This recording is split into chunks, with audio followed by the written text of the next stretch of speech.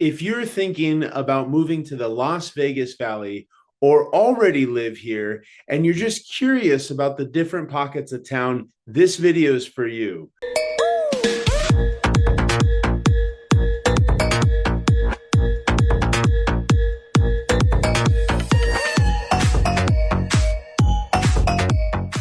I've actually relocated to Southern Nevada not once, but twice. And both the times, I wish someone would be there to sit me down, pull up a giant map, and say, okay, here's the real deal of every part of town. And seriously, I wish I had this exact video before both of my moves.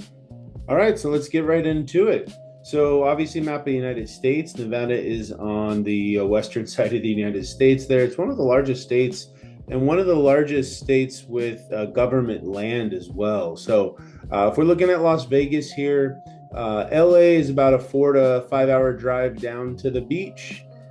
Phoenix is about a 4 to 5 hour drive to Phoenix.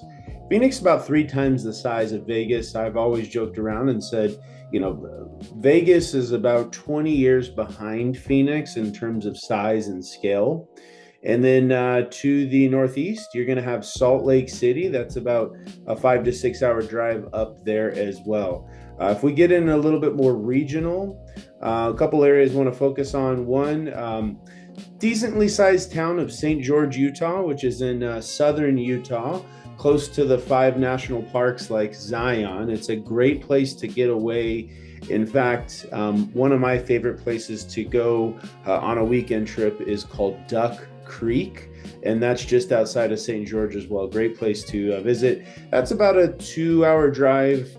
Mesquite's on the Nevada side, small little retirement town, plenty of golf courses if you've tried every golf course in Las Vegas. And then we're going to zoom out here to the Las Vegas area. A couple of things that stand out to me. One is Lake Mead. That's the largest man-made lake in the US. And in fact, we're going to go over to more of a satellite image so you can see Lake Mead there. And if we zoom in quite a bit, you're going to get the world famous Hoover Dam. Highly suggest taking a tour there if you get an opportunity. Now, just outside of the Lake Mead, you're going to have a city called Boulder City. It's home to roughly 30,000 people. Good little small town to get out to during holidays. It becomes very, very popular there as well. And then two other things to point out. One being Mount Charleston. So Charleston Peak, summer or winter time, it's a great opportunity to come out and explore. One thing I love is the summertime when it is 110 degrees down in the Strip. It'll probably be 70 to 80 degrees up here because you're at much higher elevations. The top of Mount Charleston is over 11,000 square foot, which makes it great for the winter time. There is a growing ski resort there that I happen to go to every single winter. In fact, recording this in middle of November, they got 12 inches just in the past 24 hours. So if you want a great escape winter or summertime, Mount Charleston's a great option for you there. And then lastly, wanted to go over a little town over here called Pahrump. Pahrump is growing. Now, it doesn't have quite the Costco's and everything of a large city, but it definitely brings a lot of value there. So if you're looking for something a little bit more reasonable priced, it's going to have tons of retirement opportunities. In fact, it's one of the largest growing retirement cities in the US. So something to think about there. So now I'm going to go over Las Vegas in general. So I'm going to use my little pin here to show exactly where the freeways are in the area. So first off, you got the I-15 freeway coming from California. There's going to be a bullet train there eventually coming up near the Strip. Sorry, my fingers are awful. And we're going to go up northeast, and that's going to take you to Salt Lake City and St. George that I mentioned. We also have the 11, which is coming from Phoenix through Boulder City, and this is going to be on the east side of town, and then it's going to cut through downtown as well. Eventually, you might see it known as the 95, and that's going to take you up this direction, and that will take you to northern Nevada, like Reno. And then what most locals use at some point during the day, you're going to have the 215 Beltway, which goes from East Henderson near the airport there towards the southwest up into Summerlin here, working your way all the way up past Sky Canyon, and then you have Centennial Hills and Aliante up there, and finishing near Nellis Air Force Base. So these are the main freeways to get around. As you can see, there's quite a bit, you know, the Flamingos and the Saharas that go east to west, the Charlestons. Those roads go all the way from the east to all the way to the west. A couple other roads that kind of stand out to me in the south, you have St. Rose Parkway. While it's not a freeway per se, it's 4 to 5 to 6 lanes in some spots. And that's a growing area to get from different areas as well. And then right off the 15 freeway, near the Silverton Casino, you have Blue Diamond Road. Now, Blue Diamond's interesting. I used to live out there. It is continuing to grow like absolute wildfire, and I'll go over a couple of areas as well. One cool thing is Blue Diamond will actually, if you take it all the way around, it'll link up with Summerlin and the road of Charleston. So that's a beautiful drive in the wintertime when the mountains have snow on it. If you take it the other way, that's the road that takes you about an hour, but that's going to get you out to Pahrump as well there. So giving you a little bit of information on Las Vegas specifically here. As you see right in the dead center here, you have the Harry Reid Airport. I am always going to call it McCarran. It was just renamed Harry Reid in the past couple of years. But then you have the world famous Las Vegas Strip. So you have all these mega resorts like MGM Grand right here. You have the Bellagio and the Fountains, Caesar's Palace right next door, all the way up to the luxury brands like Wynn, Encore, Palazzo, things like that. So that is where most people know of Las Vegas. And funny, any local will tell you whenever they talk to tourists coming into town, everybody thinks that we live in these casinos here.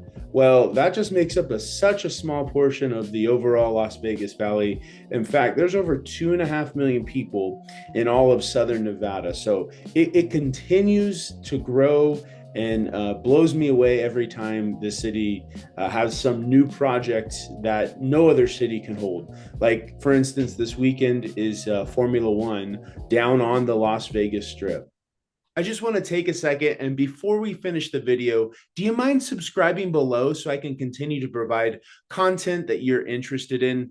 Also, if you have questions about the Las Vegas real estate market, reach out. My contact information is below. I've helped put a mind at ease with many past clients about what relocation looks like in Southern Nevada.